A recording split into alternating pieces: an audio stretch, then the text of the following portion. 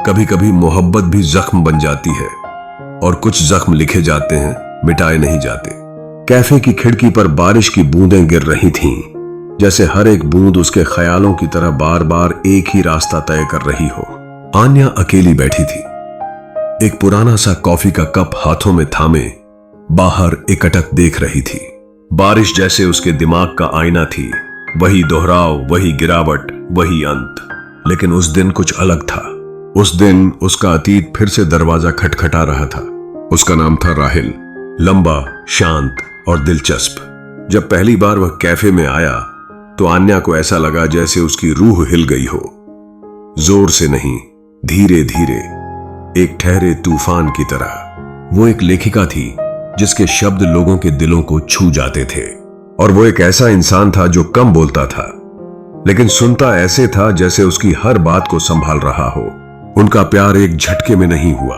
पहले सवाल जवाब हुए, गहरे और सोचने वाले, फिर चुप्पियां, सुकून भरी और कुछ कहती हुई, फिर इशारे। सड़क पार करते वक्त उसका हाथ उसकी पीठ पर रखना, या उसका यह याद रखना कि आन्या को चाय कैसी पसंद है, बिना शक्कर, तीखी। आन्या धीरे धीरे लेकिन पूरी तरह से उससे प्यार कर बैठी। वो और भी ज्यादा लिखने लगी। उसकी कविताओं में अब चाहत घुलने लगी थी। उसकी सबसे करीबी दोस्त जारा ने बदलाव नोटिस किया।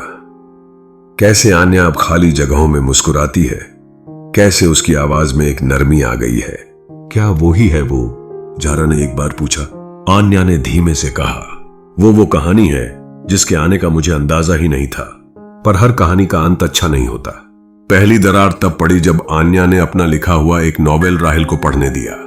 राहिल ने मुस्कुराते हुए कहा, अच्छा है, लेकिन क्या तुम्हें नहीं लगता कि नायिका थोड़ी ज्यादा आदर्श है? कोई लड़की इतनी खुदमुख्तार नहीं होती। आन्या ने हंसकर बात टाल दी, पर जल्द ही ये बातें बढ़ने लगीं। ये मत पहनो, जारा से इतना मत मिलो, तुम जब एक्साइटेड होती हो तो बहुत बोलती हो। सब कुछ मुस्कान के साथ, एक ऐसे लहजे में जो कहता था, मैं बेहतर जानता हूं। एक रात जब आन्या ने बिना बाजू की कुर्ती पहनी, उसने कहा, मुझे अच्छा नहीं लगता जब और मर्द तुम्हें ऐसे देखते हैं। समझा करो ना, मैं तुमसे प्यार करता हूं। और आन्या ने प्यार में पड़कर इस कंट्रोल को केयर समझ लिया। बारिश की एक रात थी। ठीक 1 साल हो गया था उनकी पहली मुलाकात को। आन्या ने एक सरप्राइज प्लान किया। उनके पुराने मैसेजेस फिर से पढ़े, उन्हें प्रिंट करवाया और एक छोटा सा स्क्रैप बुक बना लिया।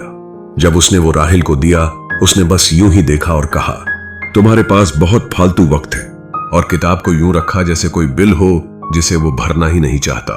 उस रात उसका दिल टूटा, गुस्से से नहीं बल्कि उस खामोशी से।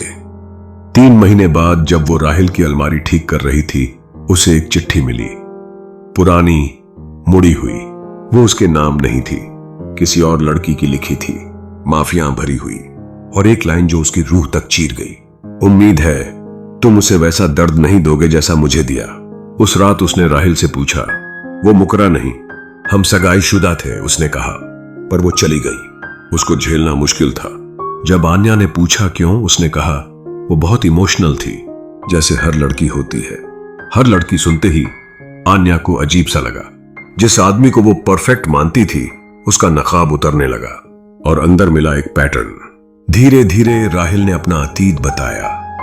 एक जालिम पिता, एक चुप मां, एक ऐसा घर जहां प्यार का मतलब था हुक्म मानना, जहां चुप रहना ही जिंदा रहने का तरीका था।